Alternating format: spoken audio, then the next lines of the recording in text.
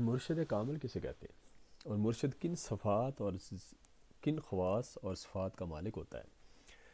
مرشد کس طرح طالب مولا کو راہ سلوک پر چلا کر توحید میں غرق کرتا ہے اور حضرت محمد رسول اللہ صلی اللہ علیہ وآلہ وسلم کی مجلس کی حضوری سے مشرف کراتا ہے؟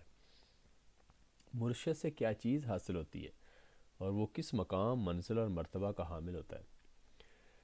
مرشد صاحب تصرف، فنا فی اللہ بقا باللہ فقیر ہوتا ہے، یحیی و یمیت لا یحتاج، یعنی دلوں کو زندہ کرنے والا اور نفس کو مارنے والا ہوتا ہے اور کسی کا محتاج نہیں ہوتا۔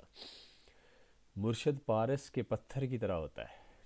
پارس مین جوش پارس پتھر سے جو شے پارس پتھر سے چھو جاتی ہے سونا بن جاتی ہے، تو مرشد پارس کے پتھر کی طرح ہوتا ہے۔ مرشد کسوٹی کی طرح ہوتا ہے، کسوٹی مین کھرے اور کھوٹے کی تمیز کرنے والا۔ اس کی نظر سورج کی طرح فیض بخش ہے جو بد خصائل کو نیک عادات سے تبدیل کر دیتی ہے۔ مرشد رنگریز کی طرح ہے، رنگریز مین جو طالب کے دل سے دنیا کی سیاہی کا رنگ اتار کر عشق حقیقی کا رنگ چڑھا دیتا ہے۔ مرشد تنبولی کی طرح باخبر ہوتا ہے، تنبولی مین پان کے پتے چھانٹنے والا، یعنی مرشد تنبولی کی طرح باخبر ہوتا ہے جو پان کے پتوں کی خصوصیات سے آگاہ ہوتا ہے۔ اسی طرح مرشد بھی اپنے مریدوں کی خوبیوں اور خامیوں سے آگاہ ہوتا ہے۔ آہن کے بپارس آشنا شد، فی الحال بصورت طلا شد، یعنی لوہا جو پارس کو چھو جائے فوراً سونا بن جاتا ہے۔ مرشد حضرت محمد رسول اللہ صلی اللہ علیہ وسلم کی طرح صاحب خلق ہوتا ہے، ماں باپ سے بھی زیادہ مہربان، اللہ کی راہ میں ہدایت دینے والا بہترین رہنما، معرفت الہی کا خزانہ عطا کرنے والا، جیسے کہ بیش قیمت لال اور ہیروں کی کان، کرم کی موج جیسے موتیوں کا دریا، ہر منزل کا ایسا منزل کشا جیسے کہ ہر تالے کو کھولنے والی چابی، دنیا اور اس کے مال و دولت سے بے نیاز اور بے طمع، طالبان مولا کو اپنی جان کی طرح عزیز رکھنے والا، درویشوں کی طرح مال و متاع دنیا سے بالکل مفلس۔ مرشد مردے کو غسل دینے والے کی طرح ہوتا ہے کہ ایسے مردہ طالب مولا کی تلاش میں رہتا ہے جو نفس کی موت کے بعد موتو قبل ان تموت، مرنے سے پہلے مر جاؤ کے مقام پر پہنچ چکا ہو۔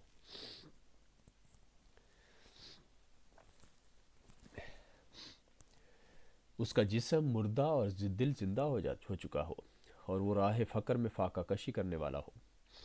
فاقہ کشی یعنی جس چیز سے مرشد منع کرے اس سے منع ہو جائے اور مرشد کی رضا میں راضی رہے۔ وہ راہ فقر میں فاقہ کشی کرنے والا ہو، نہ کہ نالائق طالب جو اپنی مرضی پر چلتا ہو۔ مرشد کمہار کی طرح ہے، کمہار مٹی کے ساتھ جو چاہے کرتا ہے لیکن مٹی اس کے سامنے دم نہیں مارتی۔ گل را چہ مجال است کہ گوید بکلال از بہر چہ سازی و چرامی شکنی، یعنی مٹی کی کیا مجال کہ وہ کمہار کو کہے کہ وہ اسے کیوں بناتا اور کیوں توڑتا ہے، لیکن مرشد اللہ کا دیدار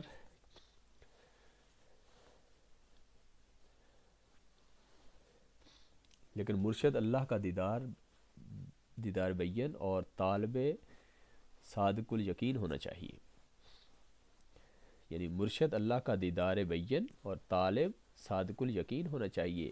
مرشد رفیق کو کہتے ہیں، حضور علیہ الصلوۃ والسلام کا فرمان ہے الرفیق ثم الطریق، پہلے رفیق تلاش کرو پھر راستہ پر چلو۔ باہو مرشدان ای زمانہ زر بگیر، ہر کے نظرش زر کند آں بے نظیر، یعنی اے باہو اس زمانہ کے مرشد پیسہ لوٹنے والے ہیں، ایک ہی نظر سونا بنانے والے مرشد نایاب ہیں۔